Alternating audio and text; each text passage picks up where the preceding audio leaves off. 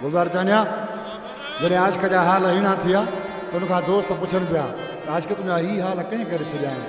आशिक तो इन एस बेवफ़ा माण्हू मुंहिंजी ज़िंदगी विञाए छॾी। ॾिसी ऐं छा पियो चए, ओ ज़ुल्म ज़ुल्म ही ज़ुल्म मुते एस कया वॾा ज़ुल्म, अड़े ज़ुल्म ज़ुल्म ही ज़ुल्म मुते एस कया वॾा ज़ुल्म। पंहिंजो यार दुश्मन थियो दिल के दुखाए वयो, दस कंहिंखे पंहिंजा ज़ख़्म ज़ख़्म। ज़ुल्म ज़ुल्म ही ज़ुल्म मुते एस कया वॾा ज़ुल्म, अड़े ज़ुल्म ज़ुल्म ही ज़ुल्म मुते एस कया वॾा ज़ुल्म। पंहिंजो यार दुश्मन थियो को मूंखे दुखाए पियो, दस कंहिंखे पंहिंजा ज़ख़्म ज़ख़्म। ज़ुल्म ज़ुल्म ही ज़ुल्म मुते एस कया आहिनि ज़ुल्म, अड़े ज़ुल्म ज़ुल्म ही ज़ुल्म मुते एस कया वॾा ज़ुल्म।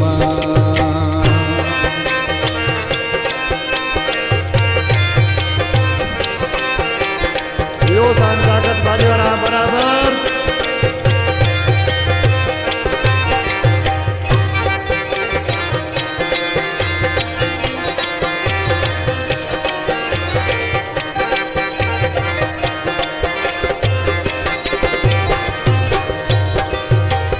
हर वक्त दुआउन में जंहिंखे घुरियो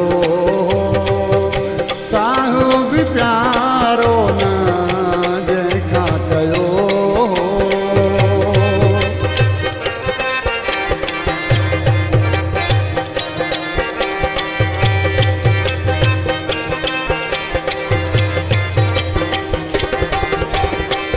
हर वक्त दुआउन में जंहिंखे घुरियो साहु बि प्यारो न जंहिंखां कयो। उहो हथ बि मिलाए नथो हाणे मूं सां ॻाल्हाए नथो, दस कंहिंखे पंहिंजा ज़ख़्म ज़ख़्म। ज़ुल्म ज़ुल्म ही ज़ुल्म मुते एस कया वॾा ज़ुल्म, अड़े ज़ुल्म ज़ुल्म ही ज़ुल्म मुते एस कया वॾा ज़ुल्म।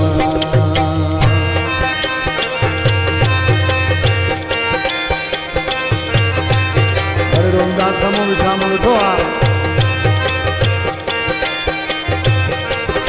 तालीम जो मालिक शामिल ॾिठो आहे।